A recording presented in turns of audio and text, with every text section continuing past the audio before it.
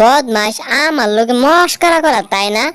বদমাস যেটা পালাইলো কোথায়? আজকে যে করে হোক ওকে খুঁজে বের করতেই হবে। কি ব্যাপার?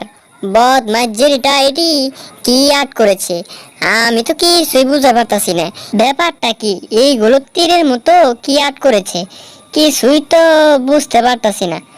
না না, ব্যাপারটা তো খুব ভালোভাবে দেখতে হবে। সামনে গিয়ে একটু দেখতে হবে। এই তো এসে পড়েছি। কি ব্যাপার?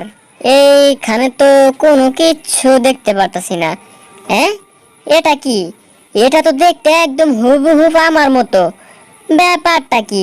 এগুলো কারা আর্ট করলো? হায় হায়, এটা কি হচ্ছে?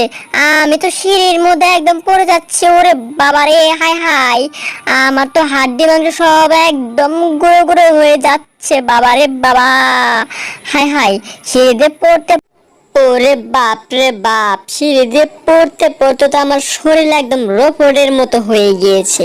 এই তো টমটা যেভাবে পড়েছে ঠিক সেরকম ভাবে একদম ছবিটা আর্ট করে ফেলেছি। হা হা হা হা। তবে রে দাঁড়া বদমাস, তোকে দেখাচ্ছি মজা আজকে। তোর একদিন আর আমার যে কদিন লাগে।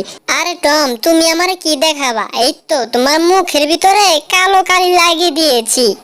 হাই হাই, যেটা আমার সাথে করলোটা কি?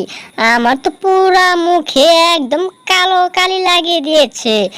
বদমাইশ হত সারা, পালাচ্ছে আবার।